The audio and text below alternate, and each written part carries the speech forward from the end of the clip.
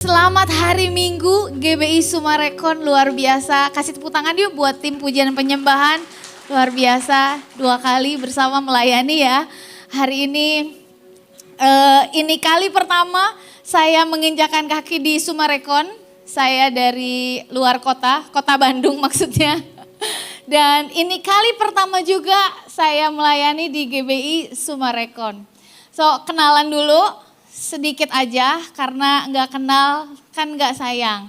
Tapi maaf saya udah banyak yang sayang, jadi nggak apa-apa nggak sayang juga. Nama saya Eslite, saya bersama dengan suami dan 2 anak, kami tinggal di Bandung. Saya pribadi lahir di Bandung, tumbuh di Bandung, sekolah, kuliah, ketemu Tuhan, ketemu suami di Bandung, sampai hari ini melayani juga. Saya dan suami full time dari gereja El Shaddai Injil Sepenuh, ECC kalau ada yang tahu, di bawah bimbingan pembapaan dari Pastor Nala Widya dan Pastor Victor. Dan saat ini dipercaya untuk menggembalai para pemuji dan penyembah Tuhan. Dan puji Tuhan by the grace of God menggembalai mereka semua di 7 kota. Karena ICC ada di 7 kota hari ini, dari Bandung menggembalai mereka semua. So hari ini saya rindu bagikan, teruskan apa yang minggu lalu kita bahas sama-sama di gereja ini. Kalau ingat minggu lalu khotbahnya berbicara tentang keluarga yang dipimpin Roh Kudus. Ada yang datang minggu lalu, luar biasa banget khotbahnya. Hari ini saya mau lanjutkan, karena saya percaya topik Roh Kudus, pribadi Roh Kudus ini bukan pribadi yang hanya dirayakan setahun sekali pada saat Pentakosta, amin enggak? Dia pribadi yang perlu kita kenal setiap hari. Dia pribadi yang terus perlu kita berjalan bersama dengannya. Makanya hari ini saya beri judul sharing saya siang hari ini adalah ditolong Roh Kudus. Boleh bilang sama-sama ditolong Roh Kudus. Bilang kanan kirinya, kamu akan ditolong Roh Kudus. Yuk kita baca ayatnya sama-sama. Di Yohanes 14 ayat 16 sampai 18. Ini ayat yang saya renungkan berulang-ulang saya renungkan, selalu dapatkan pewahyuan yang baru. Firman-Nya berkata seperti ini, aku akan minta kepada Bapa. Ya, kita akan gali ayat ini. Aku akan minta kepada Bapa. Ini perkataan Yesus kepada murid-muridnya sebelum Yesus naik terangkat ke surga. Nah, Yesus bilang, aku akan minta kepada Bapa. Berarti gini, apa yang Yesus minta hari itu kepada Bapa, itu berarti sesuatu hal yang sangat penting buat kita. Bahwa Yesus berpikir bahwa tanpa dia minta ini kepada Bapa, kita gak akan bisa melanjutkan kehidupan kita. Kita gak akan bisa melanjutkan perjalanan kekristenan kita. Makanya Yesus minta kepada Bapa. Sementara seringkali kita minta hal-hal yang gak penting ya Bapak Ibu. Tapi Yesus hari itu dia lihat murid-muridnya kayak, aduh kayaknya ini gak bisa. Yesus bilang, aku akan minta kepada Bapa, kata Yesus. Dan ia akan memberikan kepadamu, kepada kita, seorang penolong yang lain. Supaya ia menyertai kamu selama-lamanya. Artinya selama-lamanya yang akan dikirimkan ini, Roh Kudus ini akan selalu ada bersama dengan kita selamanya. Kalau kita lihat kanan kiri depan belakang pasangan anak nggak akan selamanya bersama dengan kita. Apalagi pendeta, gembala, apapun juga nggak akan ada bersama dengan kita selamanya. But this person, Holy Spirit ini, ia akan menyertai kita selama-lamanya. Dunia tidak dapat menerima dia. Dia itu adalah roh kebenaran. Sebab dunia tidak melihat dia dan tidak mengenal dia. Tapi kamu mengenal dia. Sebab ia menyertai kamu, ditulis lagi. Dan akan diam di dalam kamu. Coba pegang dadanya. Nah, di dalam kita ada Roh Kudus. Roh Kudus itu diam di dalam kita, beserta kita selamanya. Dan kalimat terakhirnya bagus banget. Aku tidak akan meninggalkan kamu sebagai yatim piatu.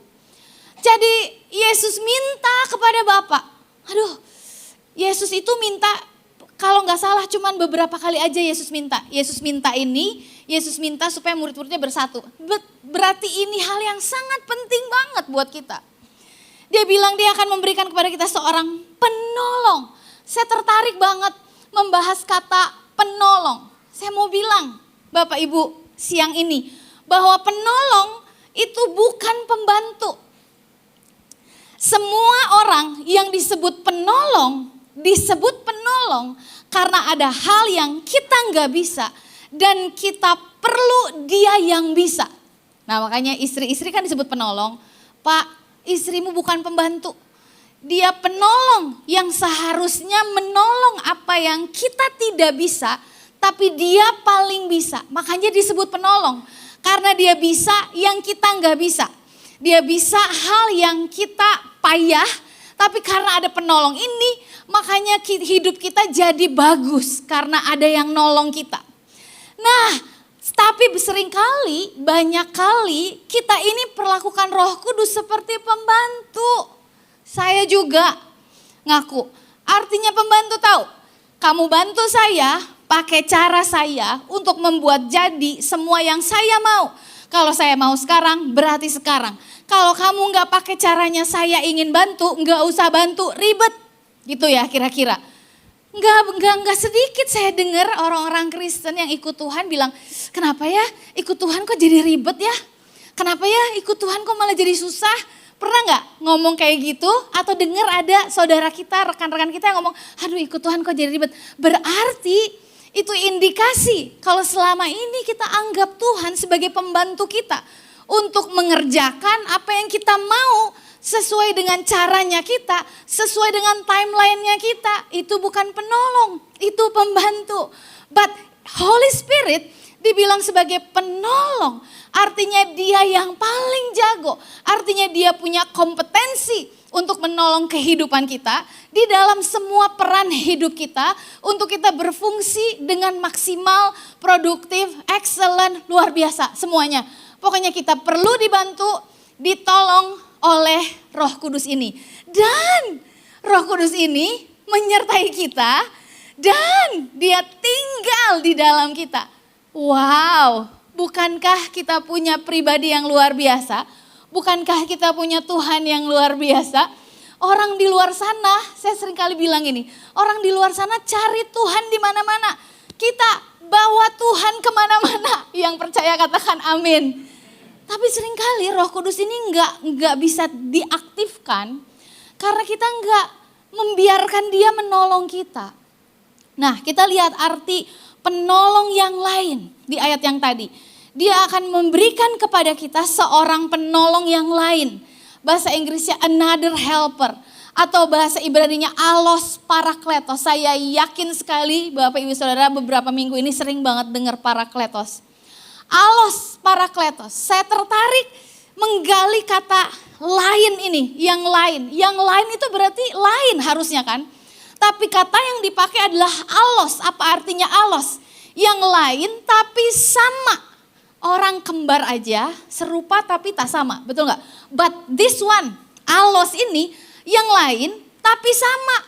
Sama jenisnya, sama kualitasnya, sama otoritasnya seperti Yesus. Someone exactly like him. Bahasa aslinya, terjemahinnya.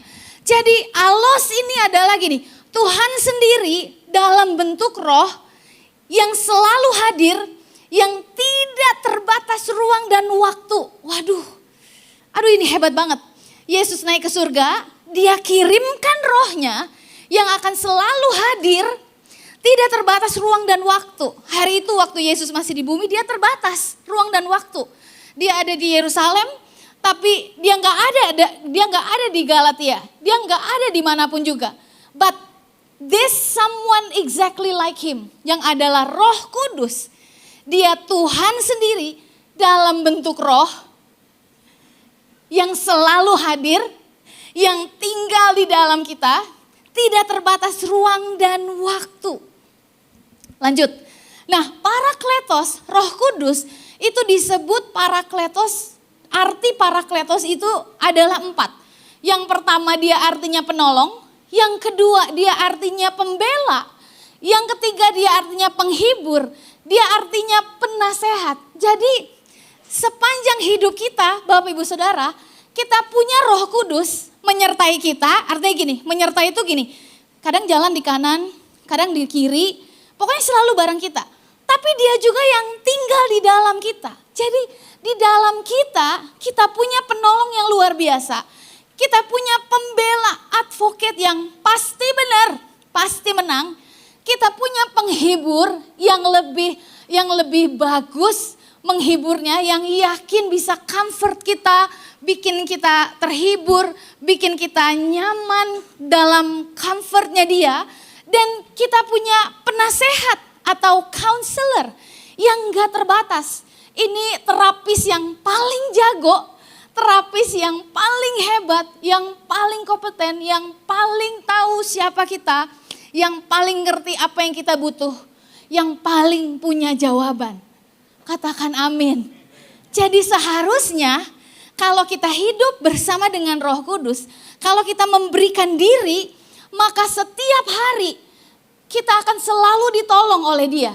Di setiap jalan kita, di setiap kita mau bikin keputusan, di saat kita berganti musim hidupnya, di saat kita punya peran yang lain dalam hidup kita, yang kita bingung, mungkin kita terbatas, nggak selalu bisa ikut kelas-kelas yang bagus, kita nggak selalu dapat pengajaran yang baik, but we have the Holy Spirit, penolong kita, penghibur kita, pembela kita, penasehat kita, yang akan menentukan dan menuntun jalan kita ke depan. Kasih tepuk tangan buat Tuhan kita dong. Luar biasa banget gak sih? Seharusnya hidup kita harusnya jadi hidup yang exciting banget. Hidup yang berhasil banget. Hidup yang wah banget. Karena kita punya penasehat yang ajaib. Kita punya counselor yang luar biasa. Enggak terbatas. Duh, saya senang banget dengan kata yang enggak terbatas. Nah, sebulan ini cerita sedikit. Sebulan ini saya dan suami lagi konseling satu pasang suami istri di luar kota. Ya ampun, jauh banget. Mereka konflik suami istri ini dan mereka pindah ke luar kota 3 tahun yang lalu. Akhirnya menumpuk masalahnya, meledaklah kemarin. Akhirnya kita ketemuan. Saya nggak bisa ke kotanya dia, tapi kita bisa ketemu di tengah. Oke, kita ketemu di tengah, saya naik Wus ke Jakarta. Mereka naik pesawat, turun di Halim, kita ketemu di stasiun KCIC. Di stasiun itu kita ketemu akhirnya, konseling dari jam 1 siang sampai jam 7 malam. Yang terjadi di konseling itu bukan konseling biasa. Tapi istrinya sesekali histeris, iniin kepala ke tembok sampai kita diusir sama satpam. Berharap hari itu gak ada Bapak Ibu Saudara di sana ya. Karena kalau ada, karena saya sempat diusir sama satpam, karena bikin kericuhan banget di stasiun itu hari itu. Istrinya histeris sampai ke bawah, nangis-nangis, teriak-teriak, kadang jedukin kepala ke tembok. Aduh, saya pusing banget. Saya cuma bilang, Tuhan tolong, Tuhan tolong. Puji Tuhan jam 7 selesai konseling, mereka udah dalam keadaan lebih waras. Nah, saya mau kasih tahu profesi istrinya seorang psikiater. Jadi, saya mau bilang apa? Saya nggak merendahkan semua profesi. Semua profesi di dunia ini bagus. Tapi saya mau bilang bahwa kita nggak bisa andalkan profesi. Kita nggak bisa andalkan manusia. Karena profesi apapun juga semuanya terbatas. Tapi berita baiknya adalah kita punya Roh penolong itu yang tinggal di dalam kita. Yang menyertai kita selamanya. Nah, siapakah dia? Dia adalah Roh kebenaran. Dikatakan di ayat tadi dia adalah seorang penolong yang lain. Menyertai kita selamanya, yaitu Roh kebenaran. It is the Spirit of truth. Jadi kalau dia tolong kita, dia akan tolong kita untuk ada di jalan yang benar. Dia akan tolong kita menuju ke jalan yang benar. Dan dia akan tolong kita untuk tetap stay di dalam hal yang benar. Roh kebenaran artinya dia yang akan mengajarkan kebenaran. Roh kebenaran artinya dia akan membela kita dalam kebenaran. So, kalau kita ada dalam kehidupan yang benar, ada di jalannya Tuhan, tapi mungkin kita disalahkan oleh orang, mengalami keadaan yang gak adil, tenang, kita punya di advocate itu. Dia pembela kita dalam kebenaran. Roh Kudus jadi pembela kita. Roh kebenaran artinya lagi dia mengoreksi kita dengan lembut dari dalam. Tapi seberapa sering kita dengerin dia, penolong itu yang mengoreksi kita dari dalam. Karena seharusnya gini, Bapak Ibu, kalau kita dengarkan arahannya dia setiap hari, gak perlu mungkin ada orang yang koreksi kita. Gak perlu mungkin kita malu atau salah bikin keputusan, mungkin lebih sedikit lah levelnya. Karena kita punya roh kebenaran yang tinggal di dalam kita. Buat Bapak Ibu yang punya anak, berdoa supaya roh kebenaran itulah yang menuntun anak kita masuk ke dalam kebenaran. Dan berjalan di dalam kebenaran, katakan amin. Nah lanjut, saya tertarik untuk menggali kata yatim piatu. Karena di ayatnya tadi dibilang, aku tidak akan meninggalkan kamu sebagai yatim piatu. Nah yatim piatu, bahasa Inggrisnya orphaness, itu artinya adalah anak yatim yang tanpa ayah atau tanpa ibu. Dan artinya adalah terlantar, tanpa bimbingan atau perlindungan. Hari ini saya lihat ada begitu banyak orang-orang yatim piatu secara rohani juga. Gak terlantar, tanpa bimbingan, gak ada perlindungan. Nah waktu saya lagi renungkan ayat ini, Roh Kudus bawa saya untuk, saya pengen lihat dampak global anak-anak yang tanpa ayah. Ini baru tanpa ayah ya.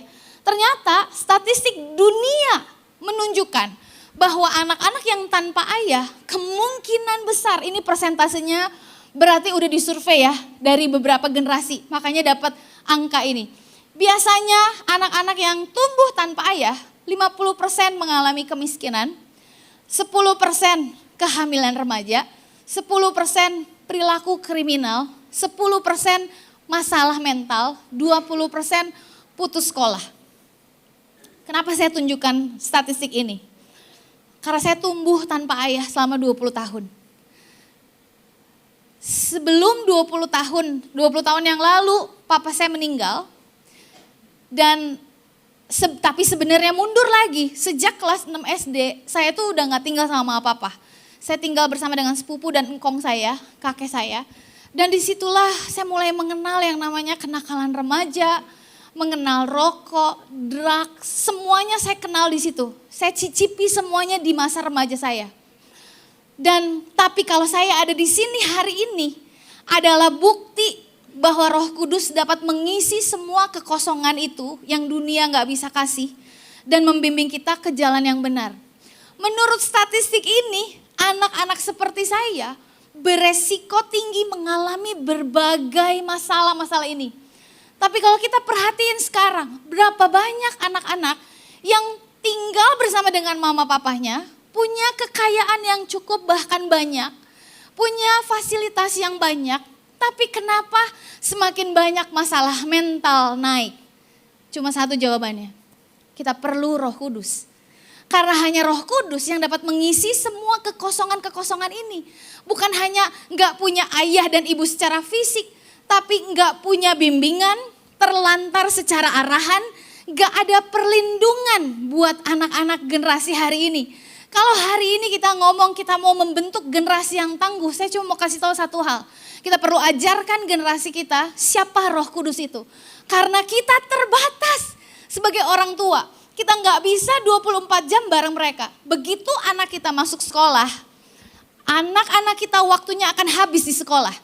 And then setelah mereka kuliah, mereka akan habis dengan teman-temannya. Dan bahkan mereka akan lebih dengerin teman-temannya daripada orang tua. Setelah nikah, kita akan benar-benar mungkin kehilangan anak kita. But ada satu pribadi yang harus kita kenalkan sama mereka supaya mereka bisa terus stay di dalam jalan yang benar, yaitu Roh Kudus. Katakan amin. Nah, seringkali hari ini kita punya banyak kelas parenting good, kita punya banyak kelas, kita punya cara sendiri untuk membimbing, mendidik anak-anak kita. But kita lupa, Pak, Bu, anak-anak kita perlu Roh Kudus. Perlu dikenalkan pribadi Roh Kudus ini. Karena Roh Kudus ini akan selalu ada buat mereka sampai selama-lamanya. So ada pengharapan buat kita hari ini. Mungkin hari ini anak kita mungkin gak ada papahnya, gak ada mamahnya. Atau mungkin kita gak ada bimbingan, gak ada arahan dalam hidup, terlantar. Mungkin kita sendirinya pun terlantar. Ada pengharapan. Karena Tuhan memberikan roh penolong itu untuk tinggal di dalam kita, menyertai kita selama-lamanya. Katakan amin. So akhirnya bagaimana Roh Kudus menolong kita. Gimana caranya dia menolong kita? Ada 3 cara yang saya mau bagi siang hari ini bagaimana Roh Kudus menolong kita. Cara pertama Roh Kudus menolong kita adalah melalui His presence atau hadiratnya. Berapa banyak mengalami hadirat Tuhan, merasakan hadirat Tuhan tadi waktu sesi pujian dan penyembahan, boleh angkat tangannya. Mengalami ya, tapi saya mau tanya, apakah hadirat Tuhan baru ada tadi ketika tim pujian penyembahan naik ke atas? No, hadirat Tuhan udah ada bahkan sebelum kita ada di tempat ini. Tapi kita baru tahu kehadiran Tuhan ketika kita sadar bahwa dia hadir. Betul nggak? Jadi Bapak Ibu, kita perlu membangun kesadaran akan kehadiran Tuhan setiap hari dalam hidup kita. Karena gini, His help comes first through His presence. Saya hanya bisa tolong seseorang secara nyata, secara langsung dan secara cepat kalau saya hadir menjumpai orang tersebut yang lagi perlu pertolongan. Betul nggak? Bisa menolong secara online tapi nggak maksimal. Kita perlu hadir, kita datang ke rumah sakit untuk jenguk, kita datang ke rumah untuk kunjungan orang-orang, kita doakan, kita datang ke rumah duka, temani, dampingi. Semua awalnya dari mana? Kehadiran. Begitu kita sadar kehadiran Tuhan, itu adalah pintu untuk kita mengalami pertolongan Tuhan. Karena kehadirannya aja udah membuat kita tenang. Betul gak sih? Datang ke sini dalam keadaan pikiran kacau. Datang ke gereja mungkin dalam keadaan hati gak oke. Tapi di tengah-tengah pujian dan penyembahan, we feel His presence dan we feel peace. Kita rasakan damainya. Jawabannya udah ada? Belum ada. Masalahnya masih sama? Masih sama. Tapi kita rasa damainya. Kita rasa tenang. Kenapa? Karena kita sadar dia hadir bersama dengan kita. Nah tapi seringkali selesai dari tempat ini, keluar, kita makan, kita ngobrol apa segala macam. Kita lupa, kita nggak lagi sadar akan kehadirannya. Bapak Ibu, kita harus membangun kesadaran akan kehadiran Tuhan setiap hari dalam hidup kita.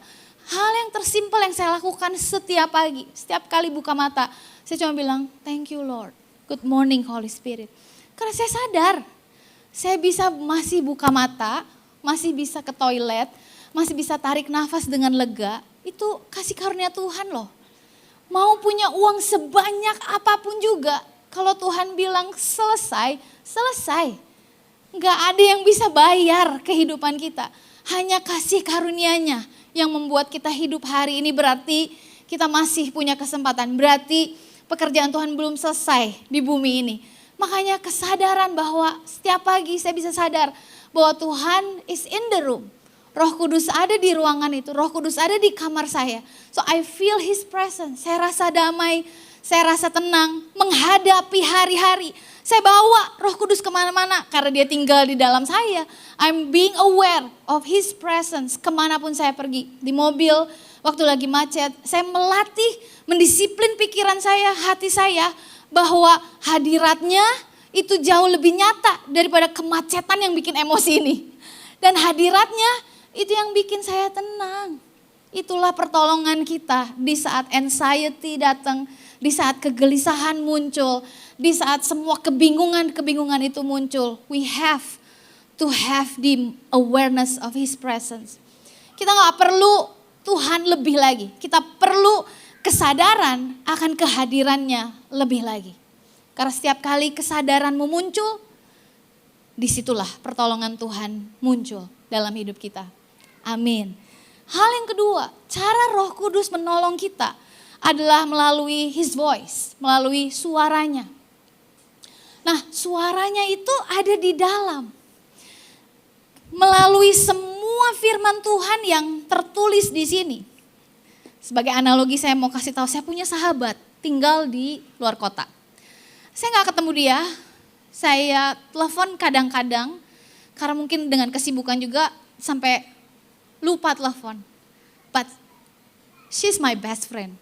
Dan kadang kalau saya lagi kangen, saya suka bacain aja chat-chatnya, WhatsAppan kita, ketawa-ketawa. Lagi pusing mau telepon dianya gak bisa, saya bacain chatnya dia. Happy banget. Kadang-kadang saran-saran dia yang kemarin-kemarin saya baca lagi, oh iya benar juga ya.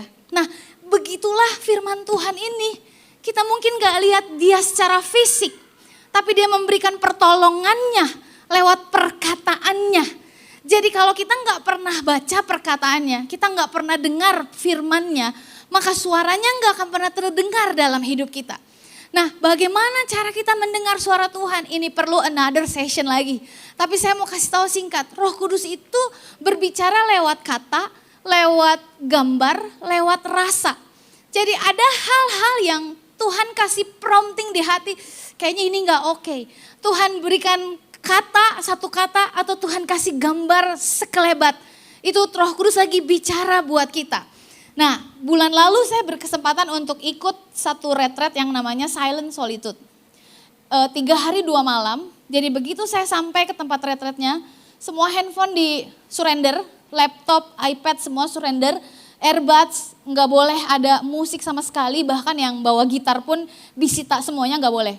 Jadi mereka hanya kasih handout, mereka hanya kasih buku notebook dan juga bolpen. Jadi selama 3 hari 2 malam saya dan suami ikut retret itu dan kita beda kamar ya Pak Bu. Jadi kita berpisah dulu 3 hari 2 malam itu. Saya di kamar sendiri. Begitu masuk kamar ini belum pernah saya lakukan sebelumnya. Saya cuma masuk kamar saya bilang Holy Spirit speak to me. I am all yours 3 hari 2 malam ini. Dan saya buka agenda, saya buka Alkitab, saya baca. Dan hal supernatural terjadi. Tapi sebenarnya Roh Kudus bilang ini sebenarnya bukan hal supernatural. You can do it every day. Karena gini, semua usaha yang kita lakukan untuk mengecilkan suara di luar akan membesarkan suara yang di dalam secara otomatis. 3 hari 2 malam itu saya dengar suara Roh Kudus sangat banyak banget. Ternyata dia adalah pribadi yang sangat cerewet banget. Tapi seringkali terlalu banyak suara di luar kita.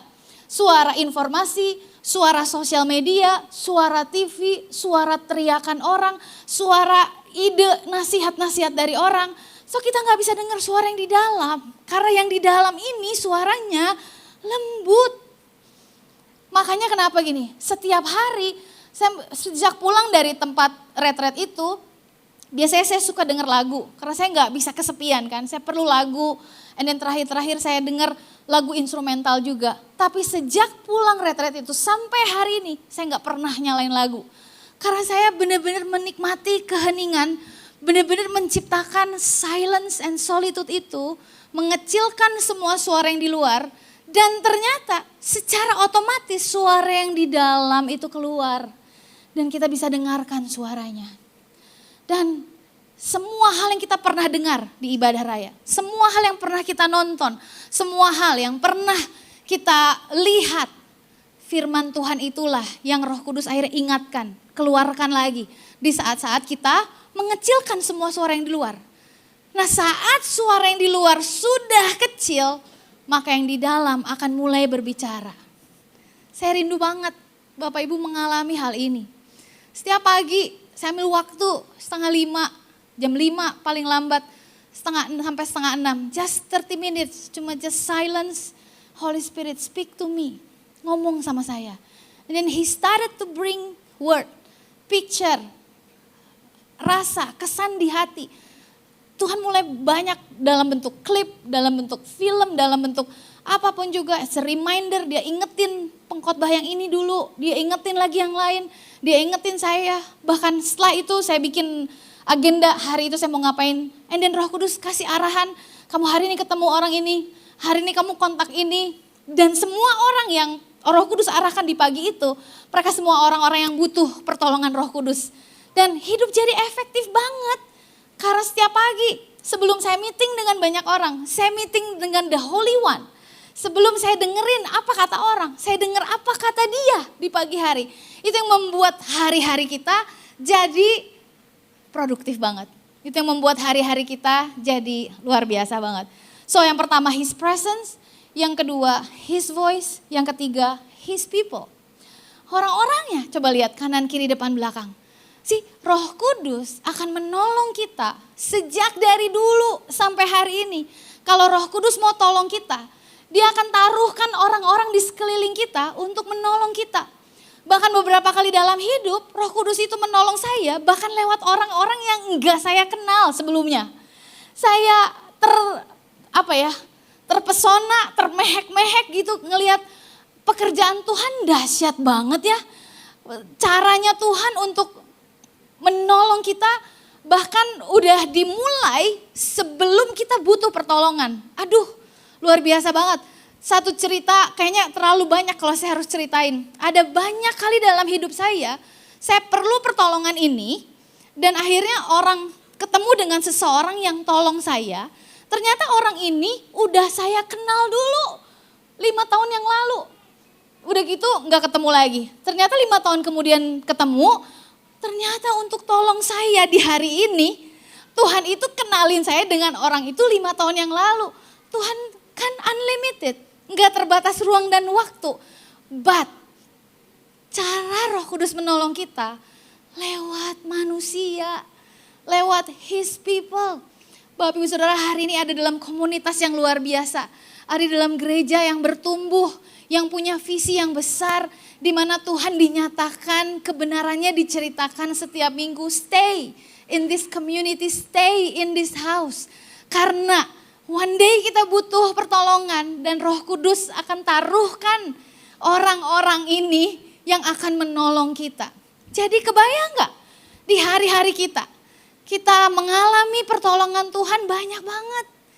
Lewat kehadirannya, lewat suaranya, bahkan suara yang firman Tuhan yang kita udah denger 2 tahun lalu, itu mungkin bisa menolong kita hari ini dan besok dan seterusnya.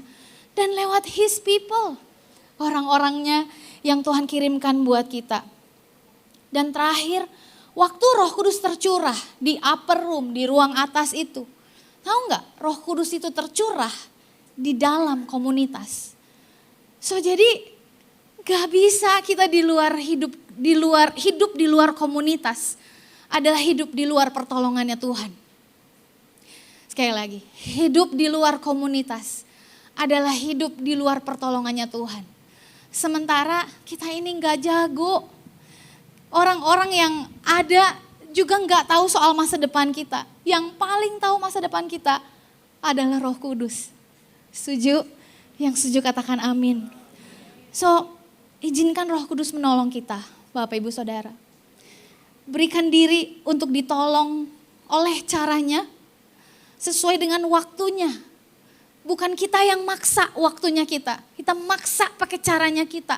Lalu kita kecewa, tinggalin Tuhan. Nggak nyambung gitu. Kalau bahasa Sundanya nggak nyambung itu teh, jaka sembung gitu kan. Nggak nyambung. Dia penolong yang paling jago, yang paling tahu siapa kita, yang paling tahu apa masa depan kita. Biasanya kita datang sama orang, biasanya gitu kan. Kita ada masalah, cari siapa ya? Coba praktek. Setiap kali kita ngalami kebingungan, kegelisahan, ya pribadi pertama yang kita tanya adalah Roh Kudus. Kenapa?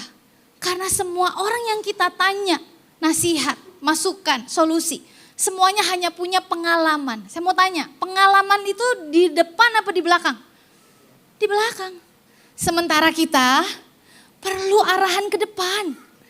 Generasi-generasi di bawah kita, anak-anak kita, enggak perlu pengalaman kita, tapi mereka perlu pengalaman bersama dengan Tuhan yang akan membawa mereka maju ke masa depan. Sebagai orang tua, saya sadar banget Tuhan saya terbatas. Dan buat semua yang punya anak, saya cuma titip pesan, anak yang hari ini ada, itu anaknya Tuhan loh. Jadi jangan hindarkan mereka dari ketemu dengan Tuhan. Kita harus kenalkan mereka dengan Roh Kudus sedini mungkin. Cerita terakhir. Saya seringkali kita kalau family time itu nonton bioskop, kita seneng banget. Beberapa kali nonton bioskop kena jackpot. Karena ada hal-hal yang harusnya ini enggak banget. Nah terakhir kita nonton film animasi Indonesia, kartun, mungkin beberapa ada yang nonton juga. Di tengah nonton, ternyata di film kartunnya ada ghost. Jackpot lagi nih. Gimana cara jelasinnya ya? Tapi di situ Roh Kudus kasih penguatan. Dia comfort me di tengah-tengah nonton itu, tenang. Kalau roh yang lain menunjukkan diri, so it's time for you untuk mengenalkan siapa Roh Kudus. Oke, Oke, saya punya ide, saya udah punya strategi, Roh Kudus sudah banyak ajarin. Setelah nonton kita makan, saya tanya anak saya yang kedua namanya Mason, cowok. Mason, di film tadi ada apa tadi? Mason yang paling Mason ingat ada apa? Di film itu ada ghost, Mami. Jadi ghost itu ada ya? Oh iya ada memang. Jadi saya ceritain lah dengan terpaksa. Tapi saya tahu ini Roh Kudus banget. Nah, saya bilang, ghostnya ngapain Mason? Saya bilang, terus Mason bilang gini, ghostnya minta tolong Mami. Mami mau kenalin satu ghost yang lain, namanya The Holy Ghost. Dia roh penolong yang akan menolong kita. Kalau roh yang lain minta tolong sama Mason sama kita, tapi kan baik, Mami. Sebaik apapun roh itu, tetap roh yang akan nyusahin kita. Dia akan minta tolong kita banyak banget. Tapi this Holy Ghost, saya kasih tahu, He is the one who help us. Dia akan tolong Mason di pelajaran, di sekolah, waktu gaul sama temen, waktu main. Dia akan jagain Mason waktu lagi tidur, lagi naik sepeda. He will help you. He will teach you all things. Jadi hari itu tiba-tiba kelas pengajaran tentang Roh Kudus untuk anak umur 10 tahun. Tapi semuanya itu dari mana? Roh Kudus. Dia yang ngajar saya. Gak ada di kelas parenting saya diajarin gimana caranya mengajarkan Roh Kudus kepada anak. No, semuanya Roh Kudus yang kasih inspirasi. Tahu gak betapa kita perlu Roh Kudus buat semua peran dalam hidup kita. But senang banget dengan temanya, membentuk generasi yang tangguh. Kita harus ajarkan Roh Kudus sedini mungkin, se-early mungkin. Karena mereka akan mengalami perjalanan bersama dengan Roh Kudus secara luar biasa. Katakan amin. Mari kita bangkit berdiri. Saya cuma mau bilang terakhir bahwa Roh Kudus menolong kita dari dalam supaya kita dapat menolong orang lain di luar kita. Dia menolong kita dan kita memberikan diri untuk ditolong hari ini oleh Roh Kudus. So izinkan dia untuk menolong. Selama ini dia udah ada tinggal di dalam kita, tapi mungkin belum aktif. Kita perlu memberikan diri untuk ditolong oleh rohnya. Karena dialah penolong kita, dialah penghibur kita, dialah penasehat kita, dialah pembela kehidupan kita. Kita gak pernah sendirian, Ada roh penolong itu yang di dalam kita, yang akan menuntun jalannya kita. Ada banyak orang di luar sana perlu pertolongan. Apapun profesi kita akan banyak ketemu dengan orang-orang butuh pertolongan. Anak-anak yang Tuhan titipkan dalam rahim kita, perempuan, ibu-ibu, Tuhan titipkan dalam rumah kita, perlu pertolongan. Dan ada waktunya kita nggak punya jawabannya, ada waktunya kita nggak bisa tolong dia, ada waktunya kita nggak akan hadir. But this person, the Holy Ghost, the Holy Spirit yang akan menyertai mereka, menolong mereka, ada bersama dengan mereka di sepanjang umur mereka. Berapa banyak bersyukur akan Roh Kudus hari ini, boleh angkat tangannya.